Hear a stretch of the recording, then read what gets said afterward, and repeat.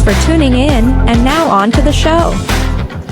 Well, hello everybody, welcome to this exciting episode of Bob the Sign Man. Today I'd like to take a little time to ask you if you are prepared for an emergency.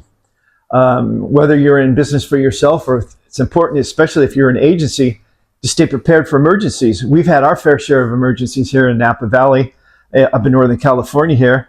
We have earthquakes, not all the time.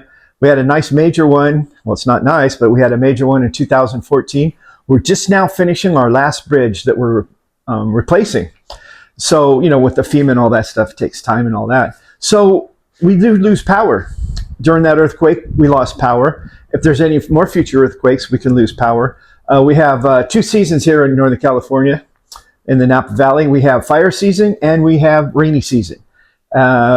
We've had some devastating fires. We've had 3 major fires burn through here since I've been the sign guy. We have lost power for up to a week at a time. So, you know, if you lose power, power lines are down, roads are shut down, what are you going to do? Are you going to make a sign? How are you going to do that? You need the power. So what we've done is we've been a little proactive.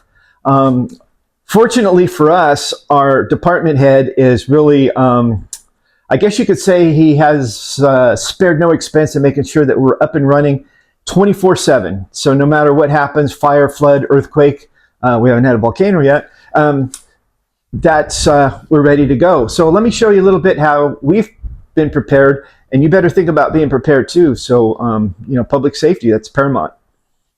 One thing we've done is we've bought this nice Honda generator. It's a 10,000 watt generator, and it's all ready to go. It sits on a battery tender all the time. I start it up periodically to make sure it's running in tip-top condition.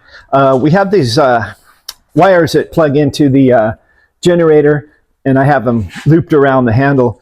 And this is the main supply that comes into our building, and I'll show you where that comes in. Okay, so this is the feed where the generator comes into. All I do is just turn this to open it, and that's where the generator will plug into. The nice thing about having that wall outlet is it lets me shut the door, where in the past we haven't been able to shut the door because we've had to lead wires through with the generator and stuff. And during the wildfires, when we've had them up here, the smoke gets in the shop and it's really a bad thing. So anyways, the main power supply from the generator comes through that wall. It comes through this electrical panel without interfering with any electrical in there. And then I have this long wire that I have cable. It's probably about, oh gosh, I think about 12 feet long or so, but I don't need that much. So it just sits there at the ready. And what it'll do, it'll come into here and it'll plug into this little thing known as a spider box. And then from the spider box, there's a feed that goes back into the power, main power comes in here, and there's a feed that comes back out through there, and it comes up into this breaker box here, and it allows me to run my AC. In the future, we're going to hook up some wall plugs and be able to use other stuff, but for now, it's really nice to be able to use the AC unit in here, which is a heater AC unit up there. It's a mini splits, they call them, and it gets really hot in here sometimes. It will, it's a tin building. All the walls are tin, the ceiling's tin. There's no insulation in the walls. So in the summertime, it bakes in here. In the wintertime, it freezes. So, you know, we have that. And then I do have a propane heater that comes through those vent holes up top there. But anyways, that lets us run the heater, air conditioning unit. And then through the spider box, we plug into this, we can plug our printer in here. It's a 250 volt. And this will plug into there. And it's got the 2 outlets for the HP 365 printer that are back here. And we'll plug that in. And then we're able to run our HP 365 printer. So another good thing about the spider box being located in there is I only have to pull it out if I need to access some of those outlets, just a matter of a foot or so, which is not a big deal. Where in the past, I've had wires led all over the floor and everything, and that's why I decided to go up and over with all these electricals, is so I don't have stuff all over the floor. And another thing that we do have is a Milwaukee tower light that we can plug into. I've got a little short extension cord, about a 6-footer, that will plug into the spider box, and it'll light up this whole area in here. In the future, we're going to put some overhead lights in, like we have there, that'll run strictly off the generator when need be. But for now, this actually works out just fine the way it is. So that was another plus with the spider box, is not having to lead cords and stuff all over for a tripping hazard, because your lights, it can get dark in here sometimes. Plus, if you're going around and doing things, you've got the cords all over the ground. Now we've eliminated that. And we're also able to run a cutter. And then I have this little area that comes through here. Well, let me show you. The spider box has 1, 2, 3, 4, 5 outlets that we can plug into. Right now we're using only 3 of them. And what we do is I have the wires through here. The engineers came up and determined, this is the gauge wire that we need. So I have one that'll come here, and it'll work this little station here where I can plug in the cutter, the printer if I need, my black and white printer. I'll be able to charge batteries if I need batteries. I have my little microwave and stuff over here. But we don't need to run everything all at once. We still don't want to overwork the generator. So there's one little workstation that comes in. And then another plug-in from the spider box comes along the wall.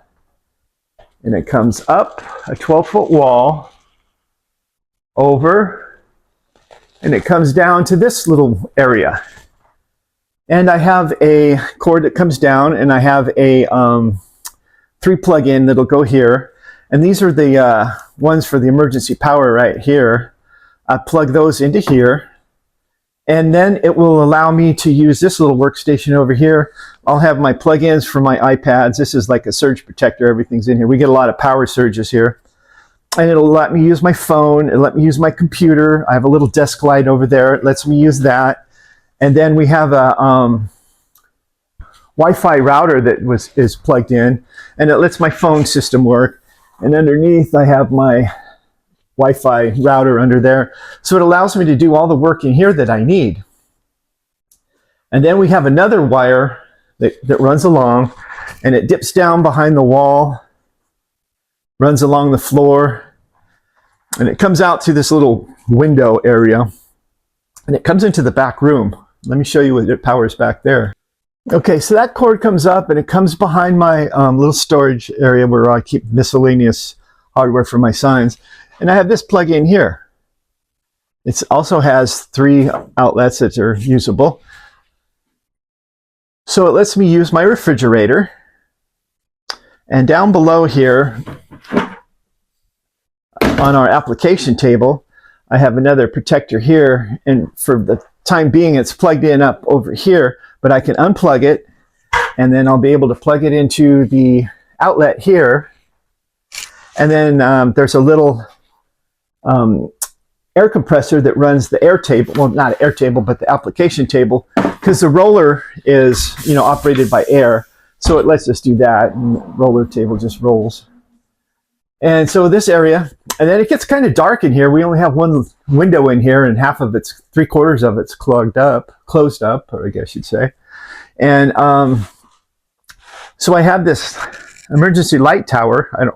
I call it emergency light tower because it's used for emergencies. It'll extend up to about 5 feet, and though it has the halogen bulbs in there, I think they're 1,200 watts or 1,200 looms, whatever, pretty bright. So it'll allow this area in here, this room, to be lit up. All right, well, there's a little look on how we've, little walkthrough, I guess you call it, on how we've stayed, prepared for emergencies. And it's really something that you really need to seriously consider. Like I said, we can lose power. PG&E shuts off our power sometimes 2-3 days at a time during these power shutoffs during the summertime, when they deem the conditions too extreme. In case one of their lines starts a fire or something. So they just de-energize all the lines and we have no power. The main building, in the offices where everybody else is, they have an emergency backup generator that'll power all that. But I'm in a separate building, and all I have is that generator. So it's been really good to be able to work in an environment where I can shut the door, keep the smoke out, or whatever, if it's raining real hard or whatever. And still be able to use our printers, our cutter, all my little extras that I need to use, the computer, stuff you take for granted sometimes, phone, refrigerator, keep your lunch, dinner cold. See, where we live here, well, not live here, but when we work here, you need all that kind of stuff. So, stay prepared, look to the future, and just turn to the sign man. As always, thanks for watching. Thanks for watching this exciting episode of Bob the Sign Man. Filmed in the beautiful Napa Valley, Bob the Sign Man directs, produces and edits all of his own videos. To learn more about where Bob the Sign Man gets his materials and sign supplies, check out www.bobthesignman.com. As always, thanks for watching. See you soon.